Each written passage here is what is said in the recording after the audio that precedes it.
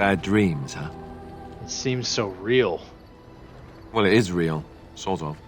You see, part of being a Grey Warden is being able to hear the Darkspawn. That's what your dream was, hearing them.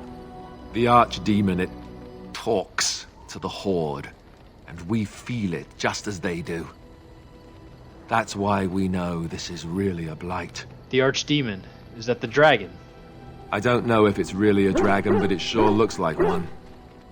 But yes, that's the Archdemon. It takes a bit, but eventually you can block the dreams out. Some of the older Grey Wardens say they can understand the Archdemon a bit, but I sure can't. Anyhow, when I heard you thrashing around, I thought I should tell you. It was scary at first for me too. Thank you, Alistair. I appreciate it. That's what I'm here for. To deliver unpleasant news and witty one-liners.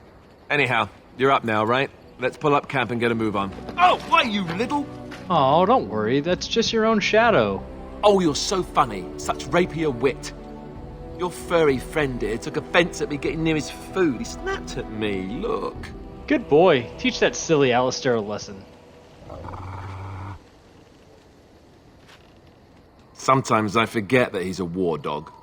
That'll teach me. So you were a traveling minstrel. Do you have tales to share? Of course I do. I love stories far too much to keep them to myself. Everyone should be able to benefit from them, I think. Do you know any Ferelden legends? I know one, told to me by my mother a long time ago. It always chilled me to the bone. Maybe you have heard of Flemeth? Morgan's mother. Yeah, I met her. Are you sure? Was she the Flemeth of legend? Flemeth, the devourer of men? Flemeth, mother of witches? Flemeth, demon-touched, who dwells in the mists? She didn't really introduce herself as such. Ferelden mothers scare their daughters with talk of Flemeth. They say that if you're bad, Flemeth will spirit you away and bind you to her forever. They also say that Flemeth mourns her lost beauty and will steal yours through your looking glass if she catches you. Tell me the whole story. Flemeth's beauty was known throughout the land. She had hair like unto a moonless night, skin as pale as winter's first snow, and eyes as beautiful and perilous as the sea. When she came of age, she came to the attention of the Lord of Highever, Conobar, and he took her for his wife. Conobar soon learned that his young bride had the gift of magic. He kept this a secret, for he feared that she would be taken from him. Flemeth stayed with Conobar for some years, and with his blessing, she practiced her art. And then one day, a young poet named Osen came to the castle. Flemeth was captivated by Osen's voice, and he by her beauty, and they fell in love. Oh, so the plot thickens. Flemeth longed to be with her true love, and she and Osen fled from Conobar's lands, seeking refuge in the Kokari wilds with the Chasing tribes. They lived there happily for many a year, till the day Flemeth received news that Conobar was dying and longed to see her face one last time. Flemeth's heart swelled with pity for the man who once was her husband, and begged Osen to return to Conobar's side with her. But when Flemeth and Osen entered Highever, they were captured by Conobar's men, and Osen was slain in front of Flemeth's eyes. Flemeth was imprisoned in the highest tower of the castle, there to await Conobar's judgment on her. Distraught at the loss of her love, Flemeth plotted revenge against her husband. She summoned a fey demon, intending for it to wreak vengeance on Conobar. But a spell went awry. The demon possessed Flemeth. Turning her into an abomination, the halls of the castle ran red with blood as Flemeth slaughtered Conobar and all his men. The last of Flemeth's humanity melted away, and at dawn, she stole back to the wilds to plot and scheme for 100 years. They say she took to her side many Chasing men, and with their help, begat her daughter witches, who even now prowl the dark places of the Kokari wilds. Why are we stopping? Well, we're working together. I think I should get to know you. There are darkspawn to be fought. Is this delay needful? I mean, are you all right? You were in that cage for weeks. You are concerned. No need. I am fit enough to fight. I've never seen a Kunari before. Tell me about your people. No. No? Why not? People are not simple. They cannot be summarized for easy reference in the manner of... The elves are a lithe, pointy-eared people who excel at poverty. Okay, well, you said you were in the army. I am. Why would the Kunari send soldiers here? The Antam are the eyes, hands, and mouth of the Kunari. We are how my people know the world. Doesn't that make your view of things a little skewed? Compared to what? Well, good question. What does anyone truly know of the world? The world changes. We change. The Antam observe what we can, just as you do. There is no point to this. We are keeping the Darkspawn waiting. What is your hurry? What a strange language you speak. You say hurry, where I would say duty. It's not your duty to handle the Blight, though. No, it is yours, and you are chatting with me instead. We should get moving. As you wish. Ah, it's good to see you, my timely rescuer. Bodon Fedek, at your service, once again. I saw your camp and thought to myself, what safer place to rest for the evening than in the camp of a Grey Warden? I'm perfectly willing to offer you a fine discount for the inconvenience of our presence. How does that sound? Good? Yes? Have you been following us? I can see why you might be suspicious, being a Grey Warden and all. Were I in your shoes, I would feel the same way. Trust me when I say that my encountering you here was serendipity and nothing more. I travel a lot, so I'm bound to meet everyone on the road eventually. If you prefer, I'll take my boy and be on my way. But regretfully, you're the safest spot on this road, without a doubt. What are you selling exactly? Anything, everything, but all of the finest quality. No cheap trinkets here. And my boy Sandal happens to be a bit of a hand with enchantments. Oh, yes. Sadly, it also makes us a target for bandits and the like. If there were spare hands to hire as guards, I would have done so long ago. Well, welcome aboard, Bodan. Wonderful. Thank the gentleman, won't you, boy? Thank you, sir. We won't be a bother to you and your companions, I assure you. If you should need enchantments, simply talk to my boy. Otherwise, come speak with me. So, what's your story? I suppose since you told me about you being a Grey Warden, it's only fitting for me to be as open. I am originally from Orzammar, the famed dwarven city that lies beneath the stately Frostback Mountains. I was a merchant there, too. Merchant caste. These things are in the blood, you know. You can't just leave them behind. I ran a fairly successful business. Rare artifacts, you know. Old things, grand things. The nobles loved them. Reminded them of the lost glory days, I suppose. Lost Glory days? Our kingdoms once spanned the length of Thados, from majestic Orzammar to Kal Sharok to glittering Darmalin far to the west. They say the gold and silver veins ran so thick through the stone of Darmalin that the entire city sparkled. The Darkspawn took it all, of course. One by one, the old tigers fell, and then all that was left was Orzammar. But we were talking about how I ended up here, weren't we? One day, a noble woman came to my stall. She looked around for a bit and then started shrieking in dismay. Apparently, she believed that a pair of braces I had for sale once belonged to her brother. He'd been lost in a cave-in, you see, while on an expedition to clear out the Darkspawn from one of the tunnels running close to the city. They were made specially for him. They're unique, she shrieked. He stole them from my poor brother's corpse. She had me arrested on the spot, of course. Nobles, they're touchy like that. Well, I can understand why she was upset. Well, I didn't steal them. You see, I'd been paying these castless thugs to venture out into the deep roads for me. The lost tigers, they're full of things that people left behind. Sometimes you can find a treasure, something worth a little gold. I see. The noblewoman, she wasn't too happy with the theft of her brother's braces. I don't know what they planned for me, and I didn't want to find out. Bribed the guard that was watching me and took off for the surface first opportunity I got. Never looked back. And now, here you are. Yes, here I am. Now, is there anything the boy or I can get you? But where do these goods come from? Not the deep roads. Look, we don't rob people, all right? We don't take things from people that need them. The things in the Lost Tides, what good did they do lying there? I brought them back to Orzammar, where people could look at them and remember. It's not all that different up here. There are places long abandoned by the humans everywhere. Even more now with the Darkspawn coming. What do you mean?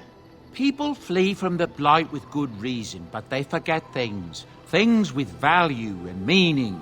They leave them behind because they're frightened and desperate.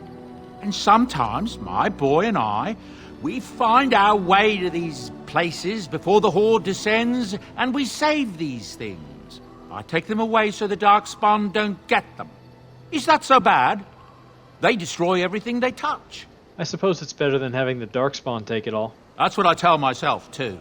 Ah, these are dark times indeed. Dark times, my friend. You didn't mention your son in your tale. Ah, yes. I'm married to a fine woman back in Denerim, it's true. She'd give me a son if she could, but that's not likely to ever be. Sandal here, I found him in the deep roads years ago. Abandoned, I think, and he was never quite right in the head. I took him in, and I brought him with me when I came here to the surface. He may not be my blood, true, but I think of him as one. We left Orzammar. That's right, boy. Maybe one day we'll see it again. That was very generous of you. It's not as if I don't benefit, mind you. Turns out the boy's a natural working with enchantments. He might have even been lyrium-addled. I never thought of that before, to be honest. Happens sometimes. He can work an enchantment into just about anything, however, given some time. Could probably open his own shop, if he knew how. Enchantment. Well, he does seem to enjoy it, at least. Hello. The boy's a bit simple, but he's rather good with enchantments. One of those tranquil fellas actually called him what was it now? A savant. I had no idea such a thing existed. What enchantments does he do? He can fold lyrium into almost any weapon or piece of armor, though naturally some of the more extravagant materials will take more lyrium than others. It's a process that some of the master smiths back in Orzammar will perform, but my boy here is just as adept at it. Isn't that right, boy? Enchantment! And there you have it. Yes? So was life in the wilds very lonely? At times, perhaps. A world full of people and buildings and things was all very foreign to me. If I wished companionship, I ran with the wolves and flew with the birds. If I spoke, 'twas to the trees. That sounds wonderful, actually. For a time. But one can only remain a child for so long. I recall the first time I crept beyond the edge of the wilds. I did so in animal form, remaining in the shadows and watching these strange townsfolk from afar. I happened upon a noblewoman by her carriage, adorned in sparkling garments, the likes of which I had never before seen. I was dazzled. This, to me, seemed what true wealth and beauty must be. I snuck up behind her and stole a hand mirror from the carriage. It was encrusted in gold and crystalline gemstones, and I hugged it to my chest with delight as I sped back to the wilds. And what did Flemeth say about this? Flemeth was furious with me. I was a child and had not yet come into my full power, and I had risked discovery for the sake of a pretty bauble. To teach me a lesson, Flemeth took the mirror and smashed it upon the ground. I was heartbroken. I mean, you were just a kid. And a foolish one.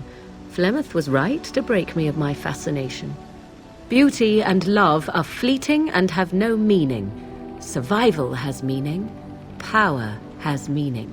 Without those lessons, I would not be here today, as difficult as they might have been. They made you stronger, didn't they?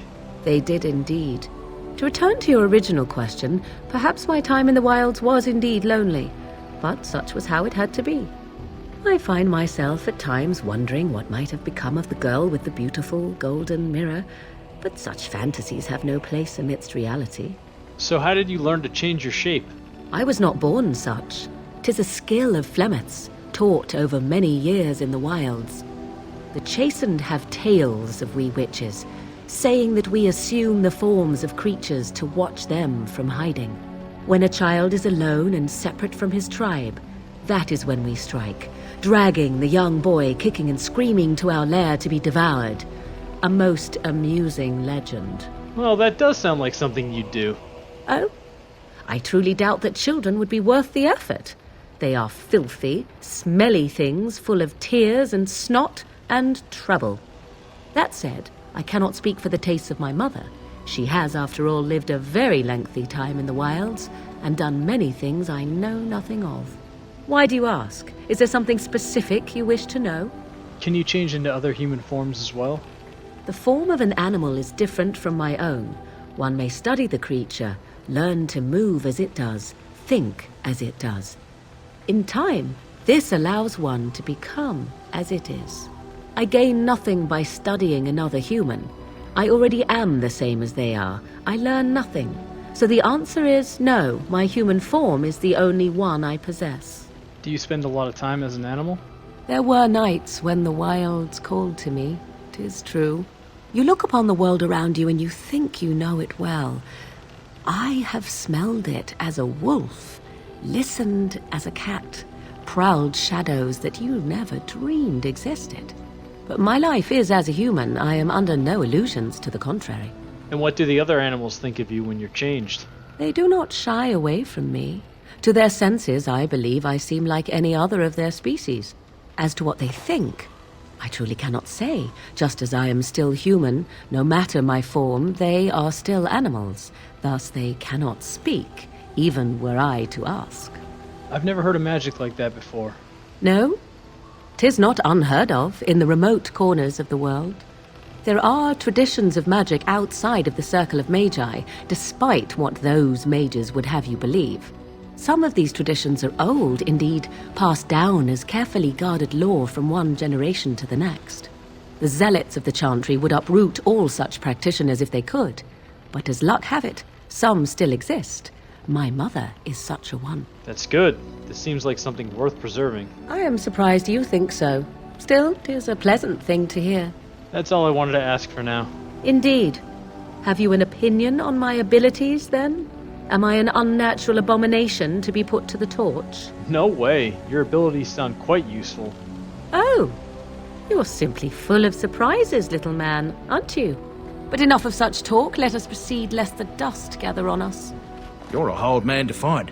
Where are my manners? The name is Levy Dryden. Did Duncan ever mention me? Levy of the Coins, Levy the Trader. Dryden's a black name. Your family lost its land and titles. But Tairn Cousland's son should be well aware that in politics things are seldom as they seem. Say what you will of my family, we are ardent Warden supporters and have been since the beginning. But here I am carrying on while you have a blight to stop. Don't want to waste your time. But you see, Duncan promised that together we'd look into something important for the Wardens. And for me. But poor Duncan's... well, no more. A tragedy it is, at that.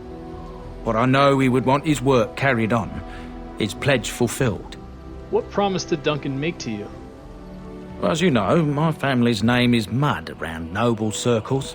My great-great-grandmother, Sophia Dryden, was the last Warden commander of Ferelden back when the Wardens were known as freeloaders.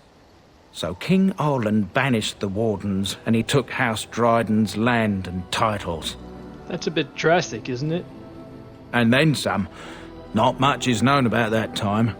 After King Arland died, there was a civil war, loads worse than this one. And our family was on the run, hunted by enemies, with nary a friend in the world. But Drydens are tough. We rebuilt, became merchants, and we never lost our pride. I'm surprised you kept your name. Our family's only crime was guarding the kingdom against the blight. We're not ashamed of that. So what favor did you ask of Duncan? I asked for the truth. My family reveres Sophia Dryden. We know she died at the old Grey Warden base, Soldier's Peak. We want evidence to clear her name. It won't restore our land or our titles, but it'll restore our honour. Couldn't you just go there by yourself? Well, no one's been to Soldier's Peak since Ireland's days. At least none that's come back. I spent years mapping the maze of tunnels to the peak, and I found the way a few years back.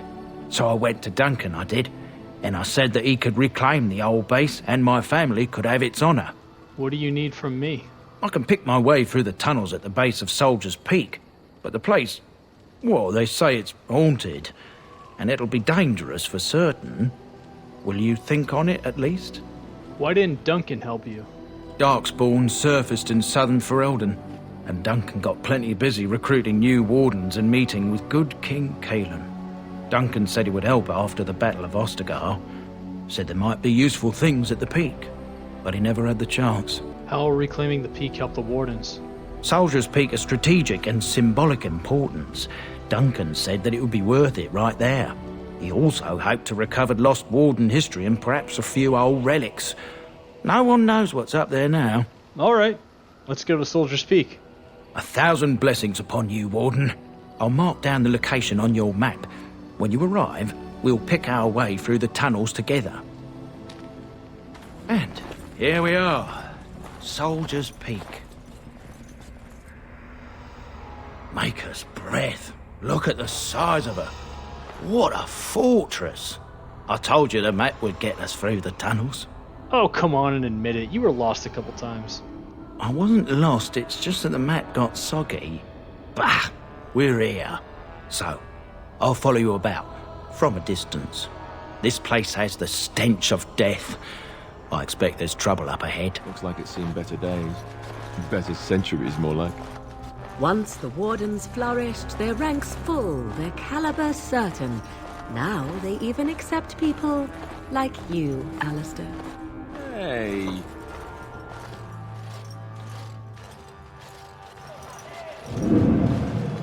Fall back! Fall back already! Taking the peak will not be easy, my lord. I gave the Wardens one chance to die with honor. Instead, they hole up like cowards.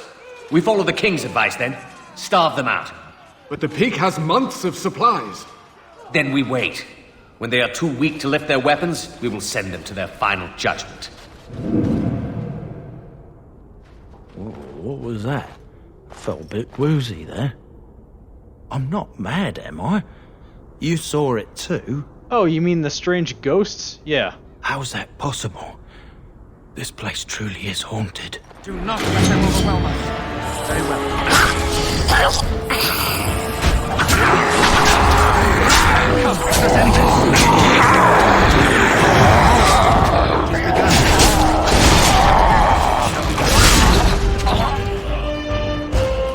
My spells are of no use in this matter, Commander.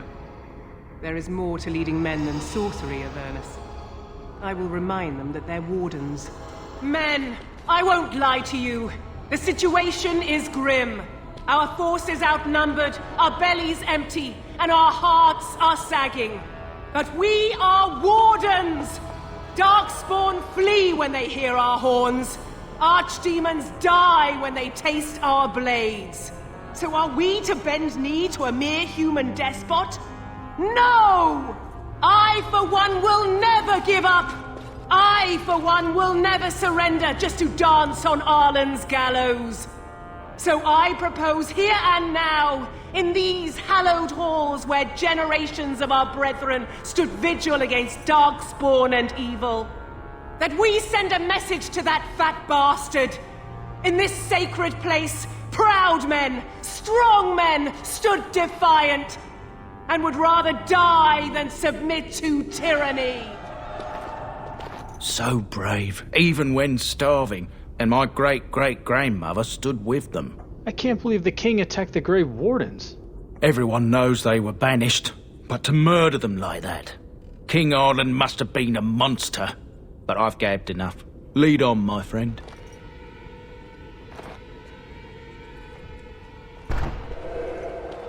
The door won't hold, Archivist. Almost done. The truth must be told.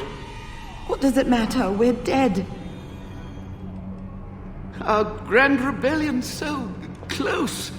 And to die here, a stillbirth. We never should have done it. Wardens aren't supposed to oppose kings and princes. Should we stand idly by? Another one. Rebellion? What's this about a rebellion? If only the book weren't burned. What? Rebellion is against everything the Wardens stand for. But Sophia must have had her reasons. The Wardens are heroes. Some injustices just can't be ignored. Taking arms against the king jeopardizes our neutrality. How's that different from what you're doing with Tairn Loghain? The Blight changes everything. We do what we must to win. You lead a harder life than I. Make them pay for every inch, men! Hold the flank! Avernus, we need you! Nelatep, Obrasuth, Sithan, Net Bekon. Andraste's blood! What? More Avernus! Whatever it takes! Keli, E, Benfotos, Victos!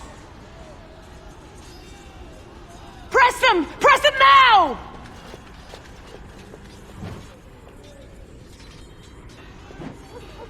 No! I command you, fight the king's men! Fool! So much death, suffering, and oh yes, blood. The veil is torn now.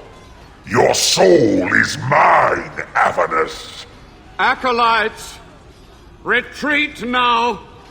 The battle is lost. Avernus! What just happened? Oh no, more fighting. As you said.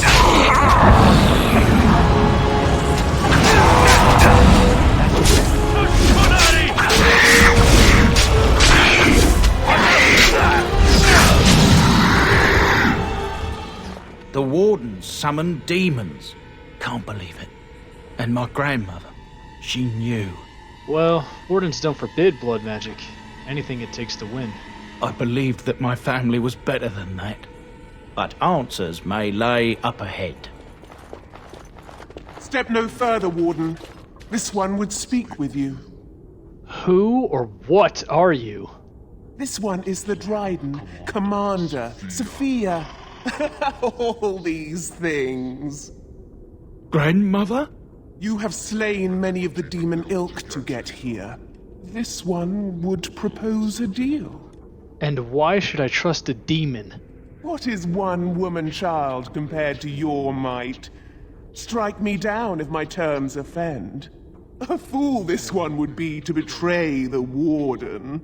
Levi, I'm starting to think your great-great-grandmother is possessed.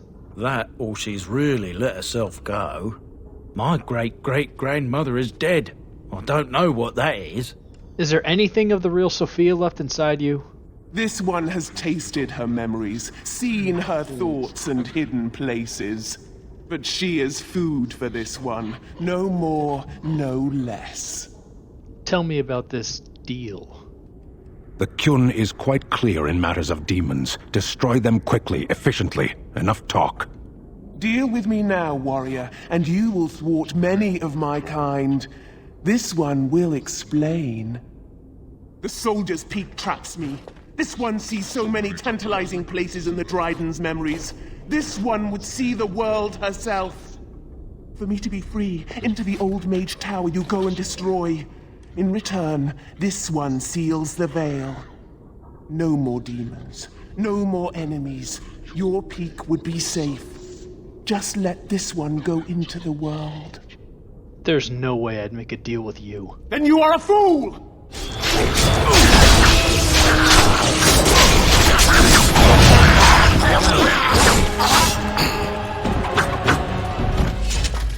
I can't believe my great-great-grandmother was still alive. Well, sort of alive, sort of dead. I need a drink. Day 32. The subject is not responding to the stimuli. Testing the pain threshold has uncovered nothing. Only 3 subjects are left. Day 82. If only I could reproduce last night's extraordinary success. Electricity is only a catalyst. The blood is the key. Day 97. Energy and blood. Repeated applications have duplicated the results. I conjecture that success can be induced alchemically. But there are no more subjects left. If only I had 1 more, or a dozen. The things I could do. I hear you. Don't disrupt my concentration.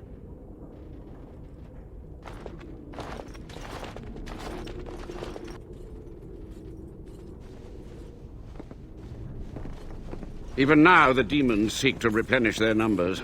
Are you to thank for this welcomed but temporary imbalance? The old warden mage? You're still alive? Only just. I have only a short time left. Why are you here? What is your intent? I'm debating whether I should let you live. And here, I thought you would rescue me. There is a precise mystical balance here.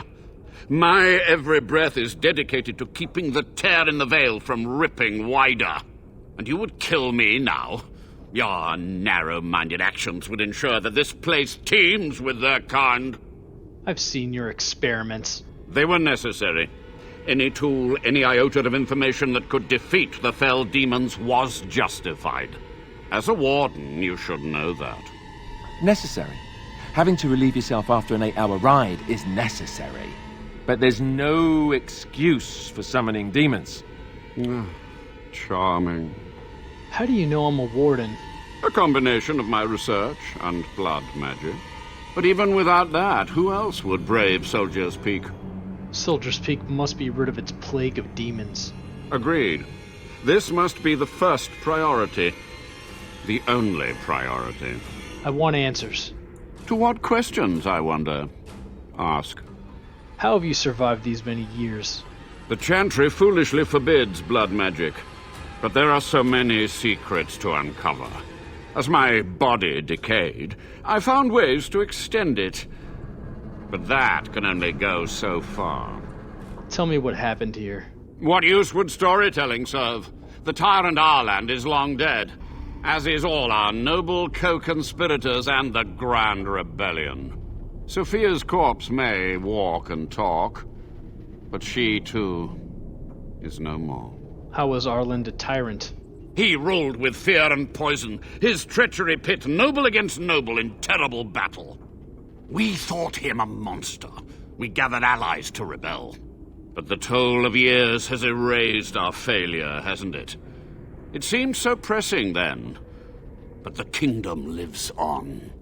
What happened to the rebellion? Too many mouths to quiet. Even sorcery can only go so far. So we met with Tirn Kuzland. With him on our side, we had a chance of victory.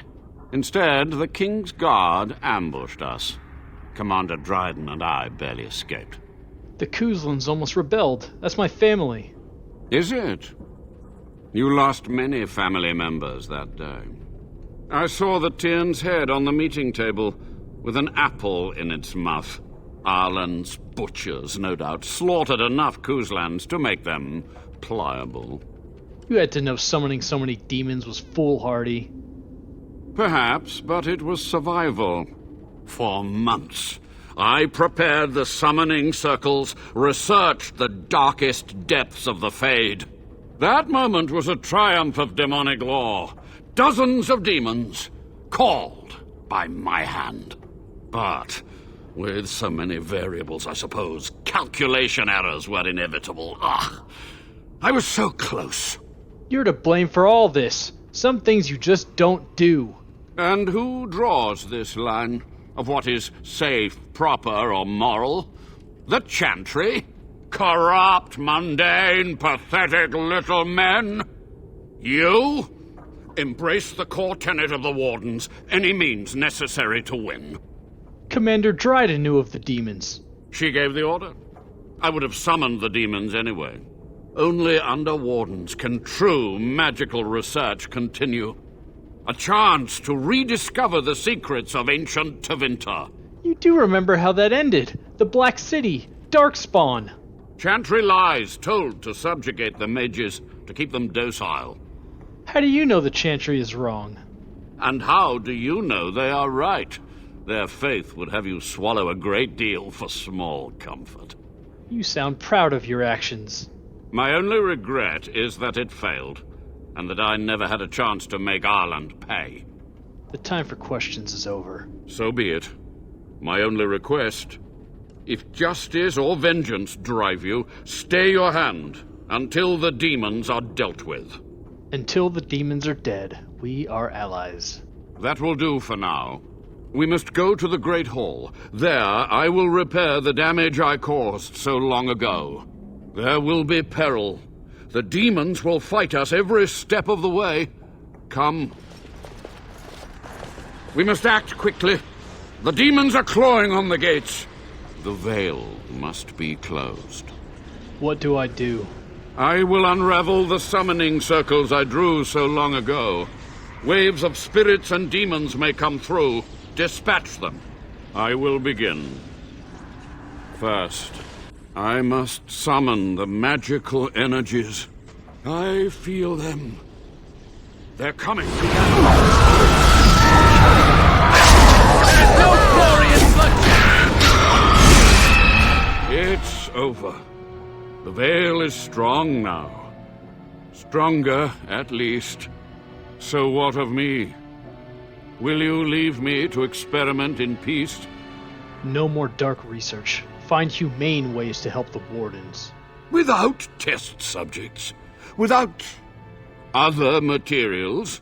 You would cripple my efforts. But I will do what I can in this endeavor. I have little hope of discovering anything useful. But if I do, you will hear of it. You've done it, Warden. Soldier's Peak is safe again. That old geezer of Avernus deserves the gallows if you ask me, but people will do queer things to survive. But if he does the proper research, without the sacrifices and blood magic and all, maybe he'll turn up something good.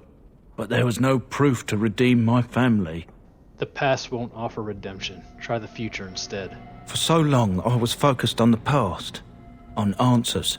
But I think I would have been better off had I stayed at home. Enough of that, though. I find myself at a loss. You've got a whole fortress now. I suppose I should start plying my trade again. Where will you go? I might use the Peak as a base of operations. So many bandits about, but none would dare come here.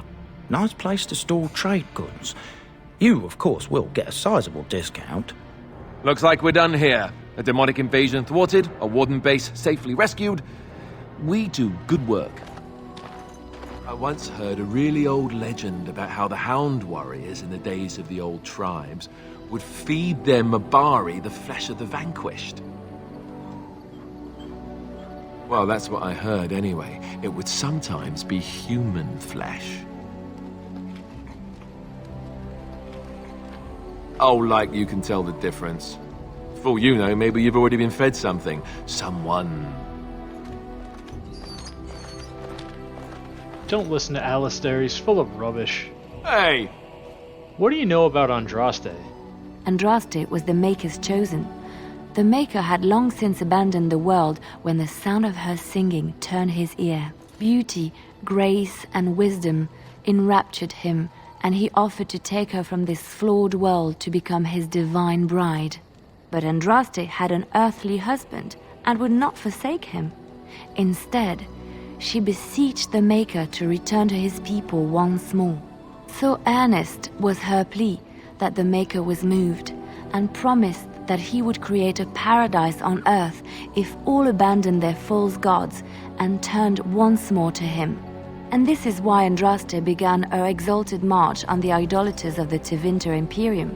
The Maker granted her his powers with which to smite her enemies. Andraste brought the Imperium to its knees, and her victories converted many to the worship of the Maker. How did she die? Alas, it was the frailties of men that betrayed and killed Andraste. Her earthly husband, Maferath, a chieftain of the Alamari tribes himself, grew jealous as his wife's popularity and influence overshadowed his own. She was also revered as the Maker's betrothed, and Maferath began to see their own bond waning in significance as Andraste became ever more devoted to the Maker. Out of envy and spite, Maferath made a pact with the Archon Hysarian of Tevinter, allowing his beloved Andraste to be ambushed and captured. Andraste was burned at the stake in Minrathous, the capital of Tevinter. But Tevinter has a chantry, doesn't it? The Tevinter chantry claims that in Andraste's last moments, Hysarian's heart softened, and he heard the voice of the Maker telling him to end her suffering.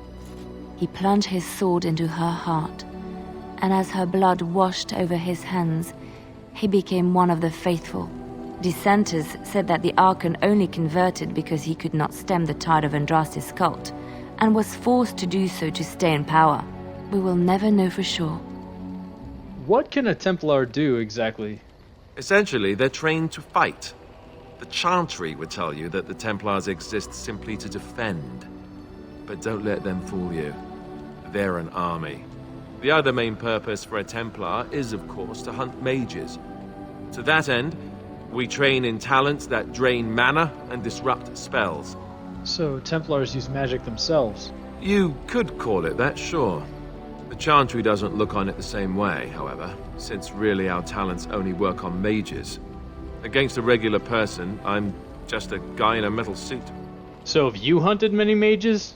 No, I never actually became a full Templar. Duncan recruited me before I took my vows. I was only present during one harrowing. The ritual that they test the mages with. It's not unlike our joining, really. And just as deadly. The girl they tested, she had a demon put inside her to see if she could resist. And she couldn't. We had to end it quickly. I have to say I didn't have much interest in becoming a Templar after that. Couldn't others learn these talents? Perhaps, but there usually isn't much of an opportunity. The Chantry keeps a close rein on its Templars. We are given lyrium to help develop our magical talents, you see. Which means we become addicted. And since the Chantry controls the lyrium trade with the dwarves, well, I'm sure you can put two and two together. That's horrible. I can't believe they would do that. Well, they do it, and they feel perfectly justified. You don't need lyrium in order to learn the Templar talents. Lyrium just makes Templars' talents more effective, or so I was told. Maybe it doesn't even do that. The Chantry usually doesn't let their Templars get away either, so they can spread their secrets. I'm a bit of an exception. Lucky me. So, full of questions, are you? Have you ever been hunted by the Chantry? You are very cute to ask so many questions. And you're cute when you're evasive. Really? Perhaps we should be wrapped in ribbons and adorned with flowers. So cute are we, too. My mother has been hunted from time to time, yes, by Templar fools like Alistair, which should tell you how successful they generally were. Flemeth made a bit of a game of it, in fact. The Templars would come again, and she would look at me and smile and say that the fun was to begin once more. Oh yeah, sounds real fun. I found the game fun. I was too young to understand the truth behind what was happening. Flemeth would warn them once. 'Twas a warning they inevitably failed to heed. And then the true game began. Often Flemeth would use me as bait. A little girl to scream and run and lure the Templars deeper into the wilds and to their doom. Flemeth used you as bait. 'Twas a game, and I a young girl. If I didn't get to play, I would have been very upset. Thankfully, the wilds is a vast place. Once they found us, Flemeth would simply move us elsewhere, and we would be lost within the forest once again. I did not understand the danger we faced until I was much older.